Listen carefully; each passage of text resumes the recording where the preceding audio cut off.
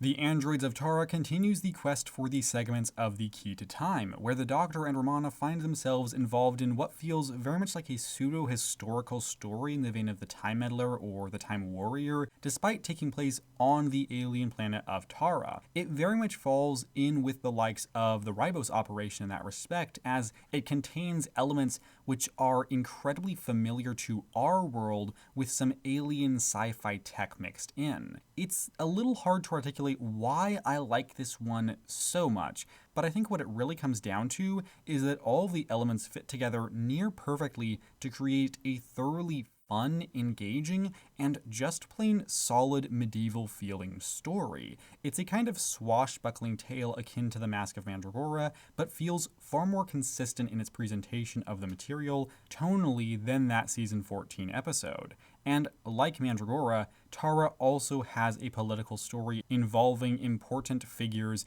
being backstabbed and working to meet their own ends, but it leans a lot more heavily into that and creates a genuinely compelling narrative.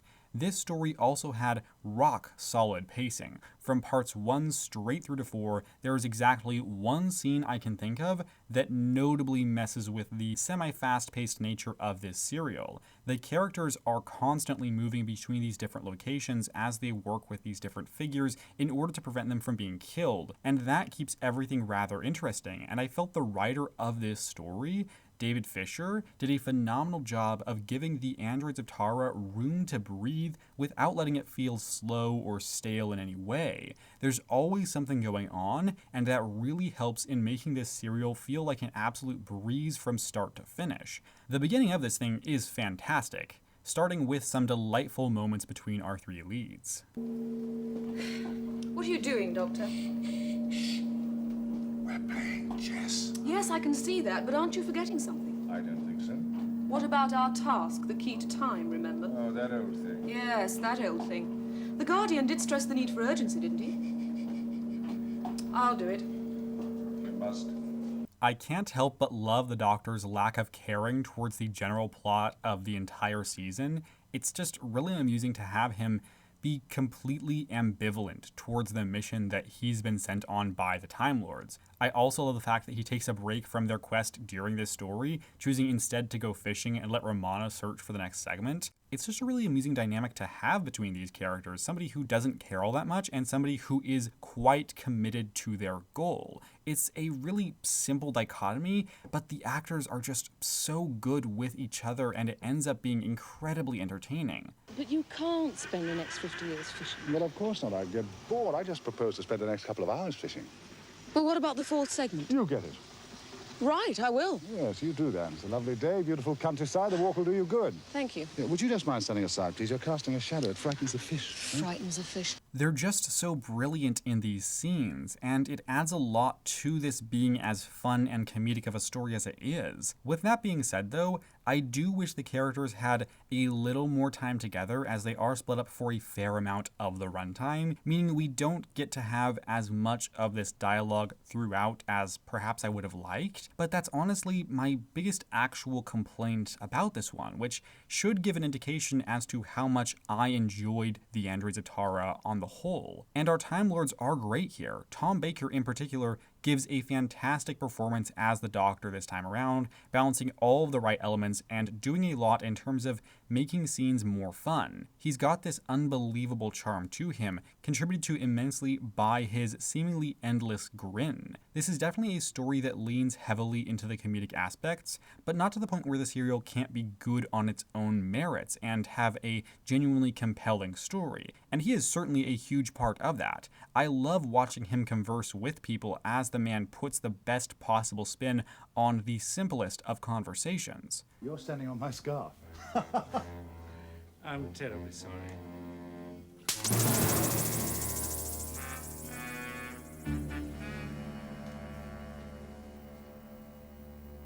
If you don't stop burning my scarf, you're going to have to kill me. This is definitely his best performance of the season so far. He gets a real opportunity to shine with this script, as well as being able to play things seriously, if the case may be. He hasn't gotten a lot of opportunities to shine as well as he did here in the past couple of seasons, though I have enjoyed him quite a bit, so it was great to see him at the top of his game. and Romana is as great as she has been this whole season. And even more so than last time, she gets to prove herself as somebody who can manage things on her own. She does get captured multiple times in this serial, but the character doesn't always need someone to rescue her. She is quite intelligent and does a rather good job of thinking on her feet. She's also just a great lead when she's on her own. She has a perfect balance of taking things seriously while occasionally injecting just a little bit of comedy, the latter of which is heightened a lot when she's around the Doctor. Romana's just got a really good balance of qualities that make her a great companion, and just to touch on K9 briefly, I've come to think the reason he works as well as he does is down to how he's used in these stories, because you can basically have him be this third character in the TARDIS who is mainly there to add a level of comedy at times, as well as to be useful in certain situations, but he doesn't always need to be around. We can focus on different people for half of an episode, and then the Doctor can just blow his whistle and boom, K9 is there to help out a little bit and just be an entertaining presence. Some might find that to be a little bit cheap, that K9 can kind of just save the day, but I don't think it's used too much. I think he helps out a fair amount, but isn't taking away from the overall story so much. He works as well as he does because the show doesn't always need him and doesn't treat him as a leading character, because he isn't. He's good in the role that he has, and I still enjoy him. The supporting characters are genuinely solid as well. Peter Jeffrey plays a villain in this story, and he does so quite nicely. There's nothing about him that makes him stand out as one of the all-time greats, but the solid performance combined with his plans for overthrowing the Prince just make for a noteworthy foe, and probably the most solid one Season 16 has had so far. Also, it's not really a spoiler that he's a villain in the end, because, I mean, he's a Count, so that's kind of their whole deal. Prince Reinhardt also works. Neville Jason gives a pretty effective performance, and though this character isn't particularly remarkable, he's exactly what he needs to be for this one, providing just enough charm and general likability to allow the audience to root for him, also significantly contributed to by the Doctor working with the character and the Count being established as a villain to our main characters. They both have helpers as well, whether they be engineers or guards, and those people do work reasonably well. I mean, they're certainly not the most memorable of characters, but they're still effective nonetheless. The title of this story is, of course, The Androids of Tara, and naturally they have a pretty significant role within the narrative. It's just a little too spoilery if you haven't seen this one yet, but I do really like the way that we're introduced to these androids, which are, by the way, the same design from Season 13, which is nice. But yeah, I think there's a great sort of build up to that, and by the time you figure it out, it does make a lot of sense. And also, they are vitally important to this one, both for the protagonists and the antagonists, and I like the ways in which both of these sides use androids to their benefit, and how much fun that was to see play out, in addition to just being legitimately engaging. It adds that little bit of sci-fi that takes this from just a normal historical to something really fun in a little bit of a different way. It's honestly a really good blend that just works. And as I briefly mentioned earlier, the actual medieval-style politics going on here was surprisingly captivating. I mean, with the main and supporting characters working as well as they did, the androids adding as much to this one to change things and what those characters were able to do in here as they did, and the actual story being as well written as it was, I couldn't help but just get wrapped up in this one. It's not incredible, but it's good. And the shift in locations throughout helps everything to move along smoothly without feeling meaningless. People are going places because the plot is progressing forwards. Our characters are making decisions, which are then combated by the enemy's decisions, all building up to the climax of this one where everything wraps up. They did a rather solid job of balancing how much these two opposing groups' decisions affect the other's plans, which I really appreciated. The writer did a quality job with the plot. And look, I know the things that I'm praising are kind of standard things to be praising, like, oh yeah, the plot is well incorporated, these characters are well balanced, and like, you know, the thing is, there's a lot of Doctor Who stories that aren't able to accomplish that. So it may seem like, oh yeah, good job, this guy understands how to write television, but it's not always an easy thing to do, and as can be seen in The Androids of Tara, when pulled off effectively, it really works and adds so much to the story, because I really enjoyed this one. And that's the thing about The Androids of Tara. If the actual plot itself wasn't even particularly engaging, it wouldn't actually matter all that much because the characters are just so entertaining to watch, and the comedy is genuinely funny. The story doesn't lean heavily into the dramatic elements, which means that if those elements were just average enough, it wouldn't have affected what they were doing all that much, because they really leaned into the comedic parts of this thing, and what that means is that the solid plot and story are just a bonus and make this one all that much better. And this ties into what I think is the most important reason as to why this serial stands out to me. It's just so much damn fun. I absolutely love how well all of these different elements are blended together, creating something that you can enjoy pretty much regardless of your mood. If you're in a bad mood and need something lighthearted and fun, Androids of Tara has got it. If you want a pseudo-historical feeling story, you've come to the right place. If you want Tom Baker at the top of his game with a great companion who contributes to the story, this one has that too. If you want something with a genuinely engaging plot that is excellently paced, then the Androids of Tara is the place to be. It feels like the one story I've seen from The Key to Time that transcends its season. I liked the previous 3 serials and thought they were all good, but if I was going to recommend one of the past 4 to somebody who just wanted a good Doctor Who story, this would be it. I mean, I guess if you want something super serious and somber, then fair enough, this isn't the one for you, or if you just don't vibe with it, that's okay too. But for me, this one is really good.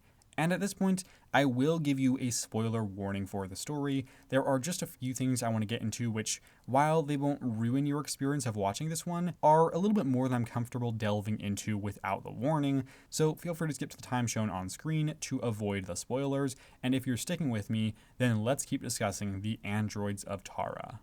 I love how we're introduced to the fact that there are androids in this world, with Grendel confusing her for one because she is identical to the Princess Strella. It's great because you don't quite know what's going on that early in the serial, but by the time you figure it out, it just makes sense. You get that the Count thought Romana was an android because she looked like the princess, and you get why they're trying to cut her open, and the actions of characters and the things they focus on suddenly make sense. It's not like this stuff is treated as any sort of a grand reveal, it just kind of happens on screen, and then you get it. I liked that because it showed that the writer of this story had genuinely put time into thinking about where the characters were coming from and what their respective goals were. It's nothing incredible, it's not even that much of a spoiler, but if somebody hadn't seen this story, I didn't want to give them too much information about the ways in which we learn about the androids early on. So that was something that I just really liked. Easily the biggest leap your brain has to take while watching this one is when you find out that Romana is identical to the Princess Strella.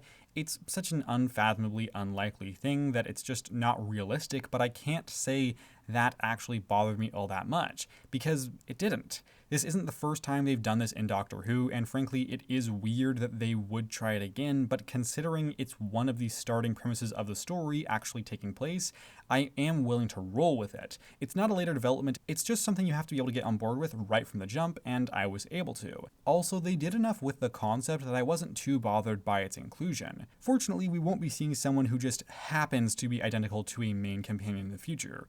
Now, allow me to take a big sip of my coffee while I fact check that.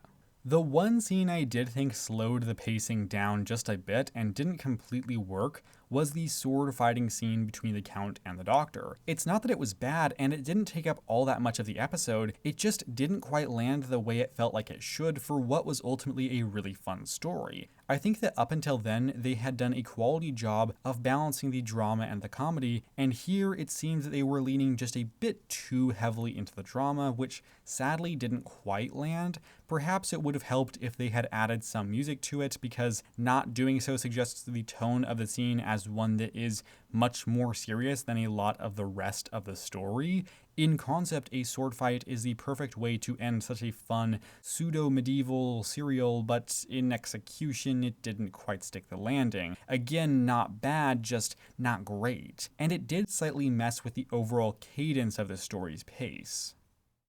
Overall, I thoroughly enjoyed The Androids of Tara and found it to be possibly the most fun Tom Baker story since The Robots of Death. It moves along at a fantastic pace and has some great moments for the Fourth Doctor in particular, as well as Romana. This one does so much right and incredibly little wrong, containing both an engaging plot and pretty solid side characters. I had an absolute blast with this serial, and I'm going to give The Androids of Tara a rating of 8.25 out of 10. And that does it for today, everybody. If you have any thoughts on the story, then feel free to leave them down below if you so wish, and I do hope to see you around on some upcoming Sunday in the near future for a review of The Power of Kroll. And if not, that is absolutely fine, so long as you know that I appreciate your time here today. And with that said, thank you very much for watching, take care, and have a lovely week.